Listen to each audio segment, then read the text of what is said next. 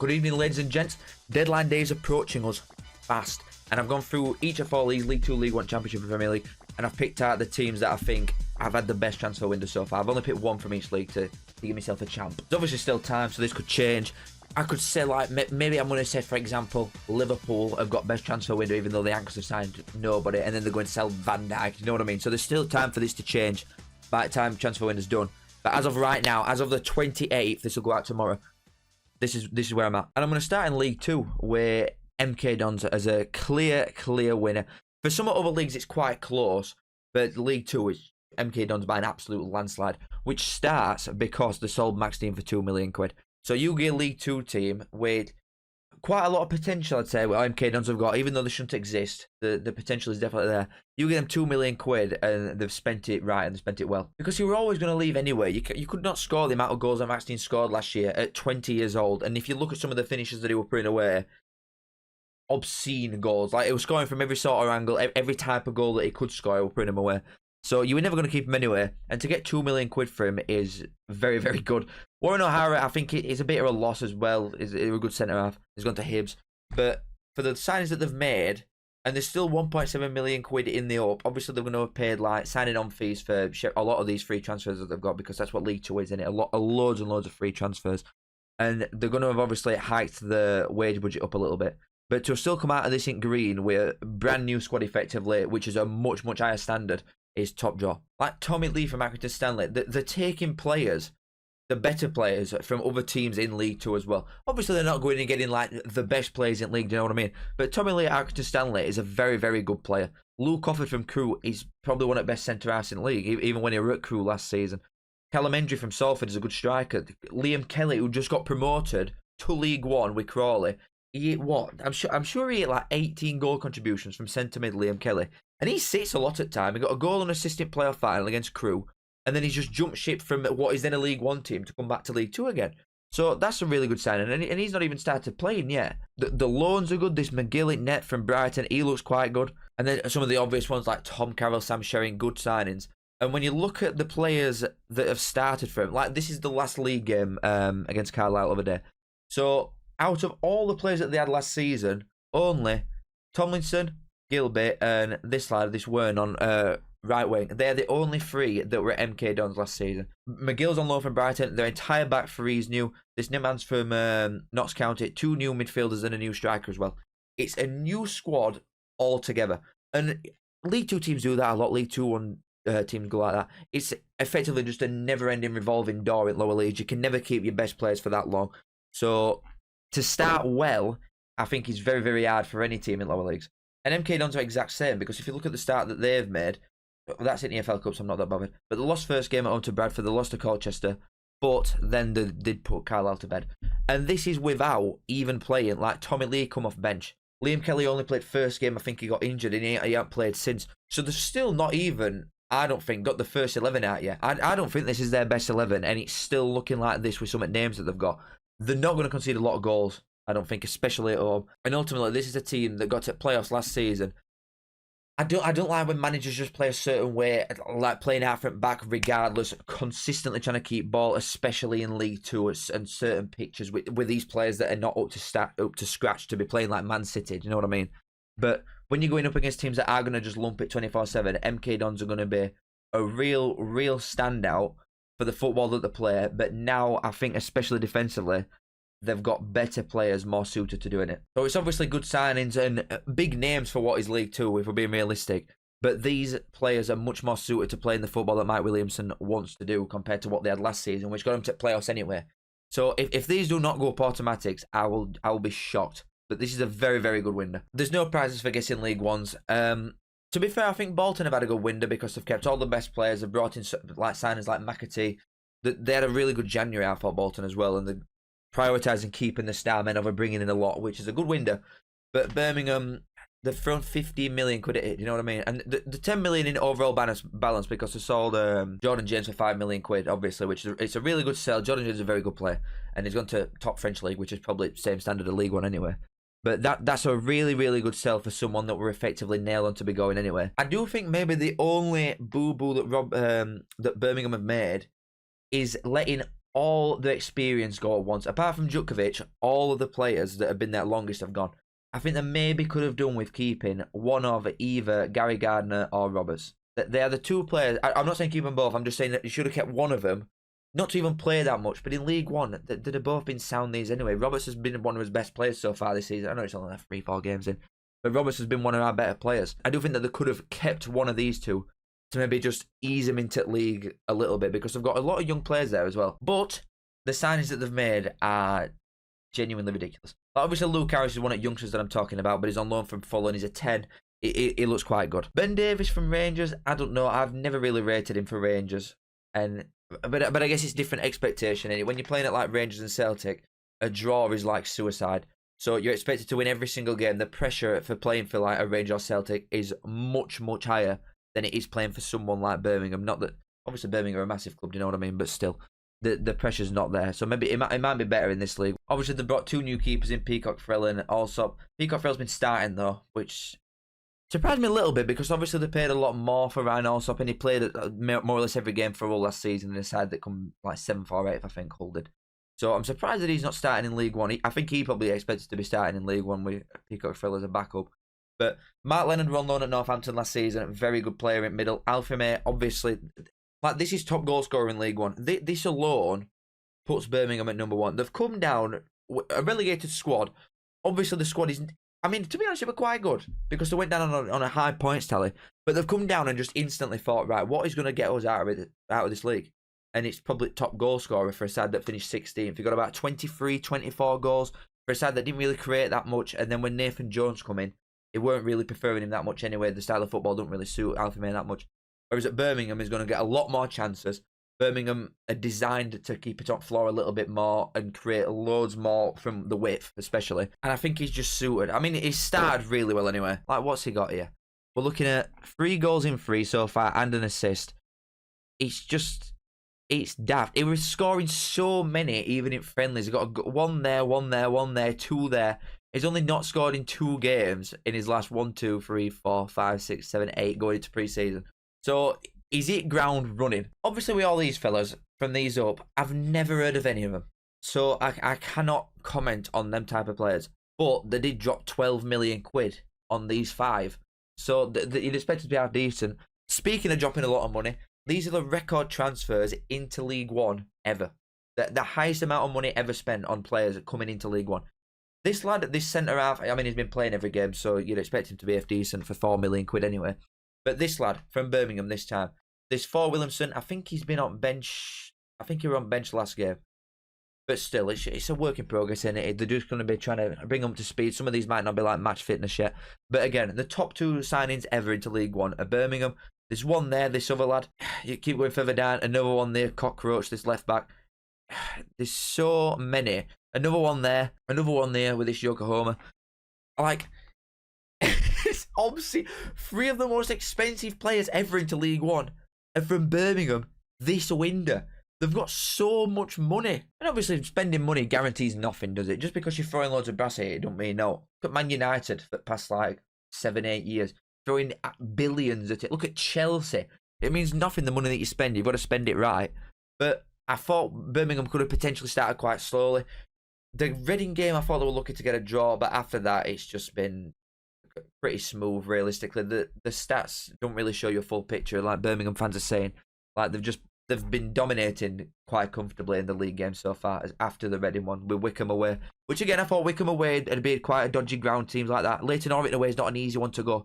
They've got 2 real bogies that promoted teams previously, gutter teams like Wickham and Leighton Orient, and struggle at because they're good at home, like a Bristol Rovers or a Lincoln.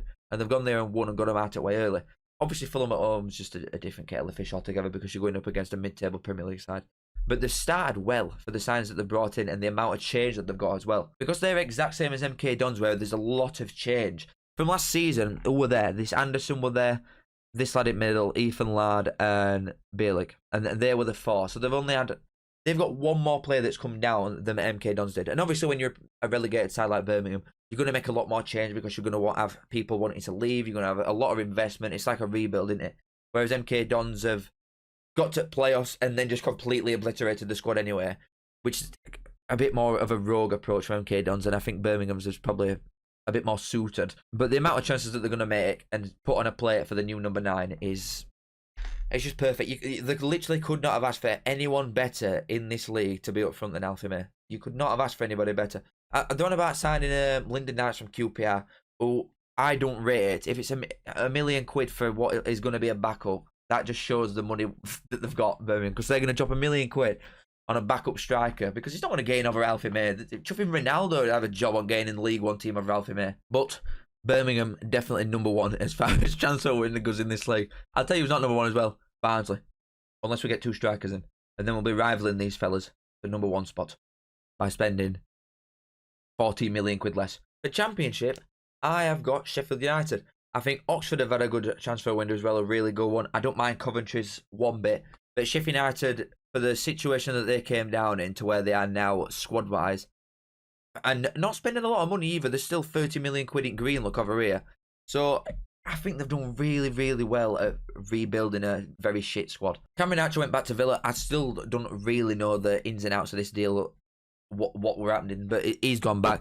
To get 11 million quid for Asula, who's barely played for Sheffield United and not really lit world on fire when he's done it, is a really good sale. I think Bogle at 6 million quid's a good sale. This Benny Traore, I don't think he'd ever played, to be honest. But the good sales that they've made, at minute they've still got all the best lads, like Amos, Anil, Dave, Souza, all them type of boys. They've still got all them. So to get 30 million quid for some fodder in squad is really good going. I do think they may be like missing a couple squaddies to just come in, and they are relying heavily on like youth in their academy again, like they did when they were in League One last time they got them out. But that's a wilder thing as well, and it just trying to build something with notes. It's probably better at bringing in youth than spending money, because the signings that he has made sometimes have been shit in previous years. But it's obviously a lot of players to lose all at once. Ollie McBurney, he was never going to stay here, he's in Spain living his best life, so you can't blame him. But he'd have been an absolute nutcase in this league. I don't care what anybody says. Ollie McBurney in Championship would have got a lot of goals. Ollie Norwood could be a big miss as well, because he was playing all game in Premier League last year. Again, age probably a factor. Stockport probably offered him similar money, to be honest, on a 3-year deal, whereas Sheffield United probably offered him, I don't know if they did offer him one, so I'm just speculating here, but they might have offered him 1 year. Do you know what I mean? So obviously he's going to leave at that. Ben Osborne would have been another one that they could have really kept, but other than that, I don't think they're missing anything crazy. Whereas their incomings, obviously this is what I mean. These 3 lads, they're not incomings either, but they're all from youth team. Louis Marsh, Sam Curtin. This Sadie Peck looks really, really good, to be fair. I watched him overnight against Barnsley. He did get absolutely pocketed by our midfielders comfortably because we're better. But other than that, he's got a big frame, very intelligent. Off ball is really, really good. He likes to run as well. He'll go far, him, especially for his age. He's only 19, bless him. And some of the loans are top notch. Seriously, very, very good. Obviously, a lot of teams in Championship that can pay a decent whack are going to get very good loans in. This Gilchrist, he's all right. He's not one that I'm focusing on here, though. Harry Souttar is a top draw centre-half for this league. Very, very good. He's absolutely massive, and you need someone like that for a bit of threat at set pieces, because you've got to remember what league you're in. Championship, League One. Even though it's evolving and teams are playing off floor a bit more, you can never underestimate the power of a 6'5" centre-half from a corner. And then this Raksaki, I mean, to be fair, again, against Barnsley, he got absolutely pocketed by our left-back, but he's going to be very good. He's going to be a very, very good winger. And they've got Raksaki and Brooks on the same wing. The competition is very healthy. Good loan, that. Really good loan. After that, obviously, like, not everybody can come in and be a starter, do you know what I mean? Sam McCallum, Jamie Shackleton, Tyrese Campbell, none of them are going to play every week. You know what I mean? They'll know that as well. They surely know that they're coming in not to play every week. Callum O'Hare's a very, very good signing from Coventry. Kiefer Moore, I think, is a good one as well. Maybe they've had the pants pulled down a little bit with length of contract and money that he's going to be on. But for Championship, he's going to get a lot of goals. And then as far as signings in Championship go, like permanent signings, Michael Cooper from Plymouth and Harrison Burrows from Peterborough for, what, 6 million quid combined is some of the best business I've seen this window altogether. Cooper, teams never sell keepers for profits anyway in lower leagues. And if you can go and get one of the best in Championship at 24 years of age for 2.5 million quid, what's point? You might as well just get lads on loan every year like we've done with Slanina from Chelsea. Because Michael Cooper, for going for that money, is obscene. He's a top 6 keeper in league easily. Partner with Harrison Burrows, who, I mean, he was captain in Peterborough for some games. He's taking set pieces. The attacking threat that he has down left side is top draw. He's probably suited a little bit more to a 5 at back, I would say, than a 4, especially at Championship, because he's not he can be a bit slack defensively, and if you've got a 5 back, you're going to get a bit more cover, aren't you, from your left centre half. But the potential's there with the ages 24 and 22, and they're already top players for this league. But main reason why I think they've had best window at Championship so far, this can change, but as of yet, they have not sold any of Anil Dave, Gustavo Weber, Vinny Souza. They have not sold either of them 3, which is the best 3 players. Or, actually, where is it? I'm surprised it's only valued at this much. This site's washed Arblaster at 450 grand. What? That's value that he's got it at. Arblaster would not leave for less than about 15 million quid. There's no way. 20 years old and he's captain of Sheffield United. Come on. But they've still got Arblaster. They've still got Souza, Hamer, and Medvedev. Obviously, that could change. Hamer Leeds apparently put 30 million quid on the table. If it goes to 18, I've seen that Sheffield United will accept that, which is mental. I truly can't believe that for 1 second. There's no way. When we played them overnight, Sheffield United, obviously, they had a lot of the kids on and the second stringers, apart from Ahmedzovic and Raksaki and players like that. But as they were bringing the players on more and more, they still didn't look that good. Apart from when Hamer come on, he is by far their best player. By a distance, the best player. I don't think losing the centre-half would be that big of a deal, because, to be honest, I just don't rate him at all. I can't even lie to you. I do not rate him. I think you want players more like a Suter than an Ahmedzovic, I think, in Championship, regardless of how good he was last time you were in this league and how good he was in promotion season. But I think if they're going to sell someone now, Arblaster won't go. Surely to God they can't let Arblaster go. At the age that he is and the potential that he's got. If Alex Scott went from Bristol City for about 25 million quid, so if they can get near that, then fair enough, but I can't see him leaving. Souza maybe would leave. There's chance for all 3 of them. All 3 of these, to be honest, at the top of the page. But at minute, they've not done anything. And if they do sell someone now, you've just got to expect that they're going to spend that money on bringing replacements. So you'd think it'll be good anyway. If Hamer leaves, big trouble. But other than that, I think Sheffield United have had a blinding transfer window. Because to start with, when they come down, the mess that they were in, losing every game, conceding 170,000 goals. They had record goals conceded. A shit manager in Wilder. That still hasn't changed. They're in a much better position with a couple of days left at transfer window than I thought they were going to be at this stage. I thought Hamer had already gone. I thought Ahmedzovic had already gone. I'm surprised Souza's still there because he was supposed to be attitude-wise. So I'm surprised he's still there.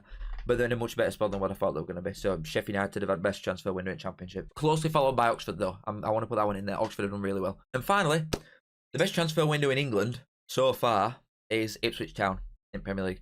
Absolutely blinding window. However, they're getting dangerously close to bringing in too many players and doing a Burnley. They're really, really teetering on that knife's edge. They're getting really close.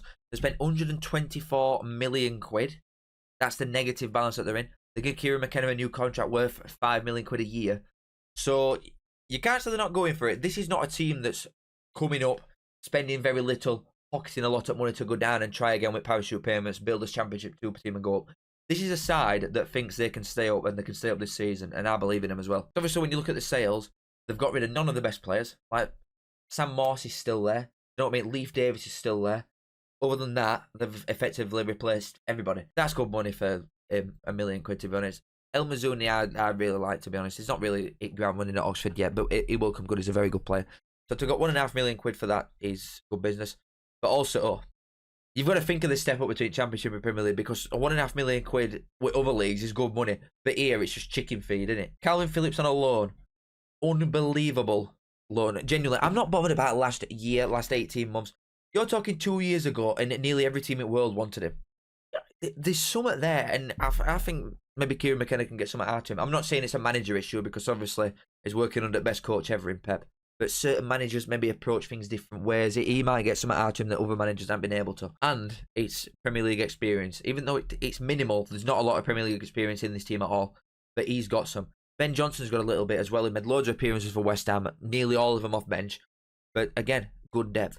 Connor Townsend's not going to play that much. I don't know anything about this guy at all.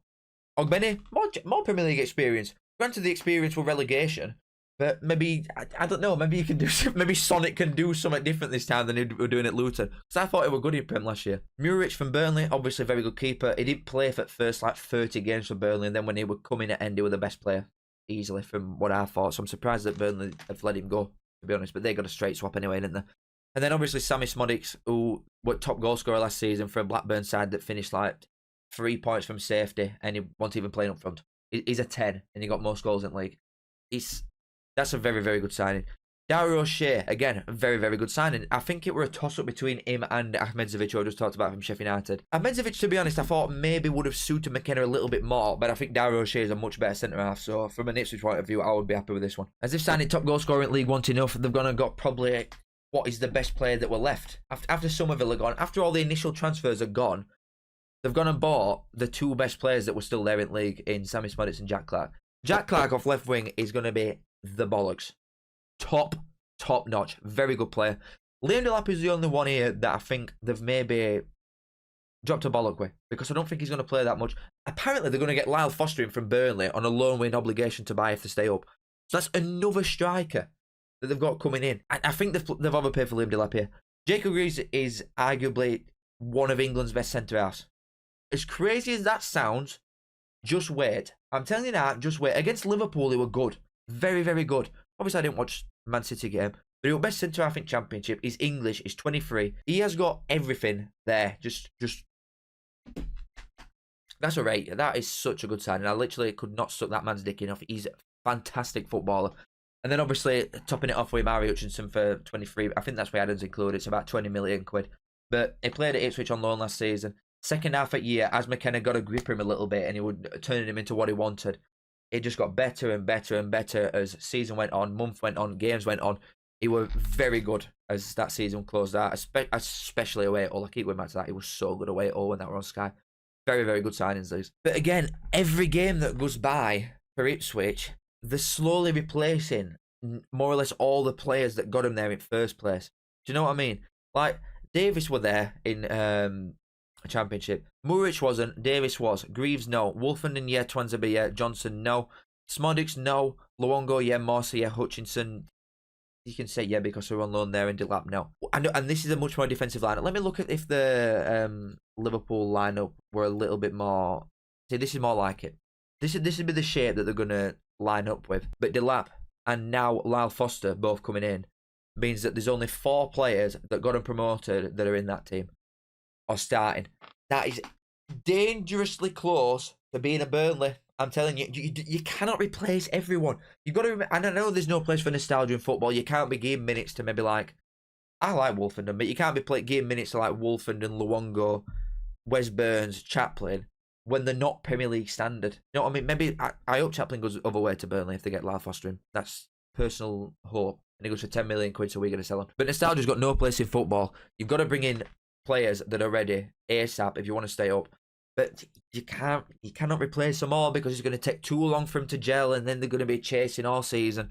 But saying that, they've got rid of 2 hardest games at season already, effectively. They played Liverpool and Man City. They couldn't have asked for an harder start, in all honesty. And changing so many players at once is obviously going to have a toll on you. You can't just expect to put 11 new lads on pitch or 8 new lads on pitch and think that they're just going to be like, all right, nice, we all know what's expected or stuff like that.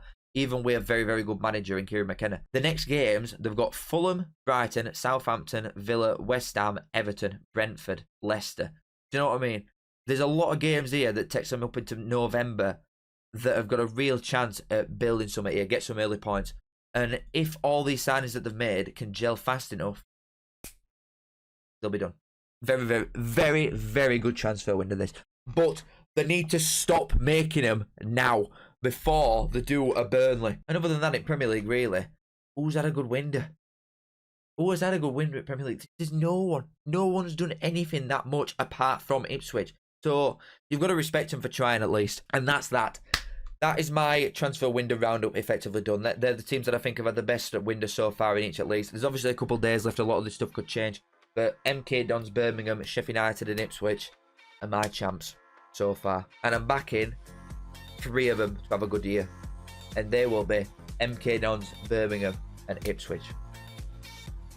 Sheffield United is shit. Thank you all for watching. As always, love you all. And once the transfer window's done, I'll be doing like a ranking of how good I think each team's done in maybe all leagues. Who knows? We'll find out. Thank you all for watching. As always, love you all and see you in a bit.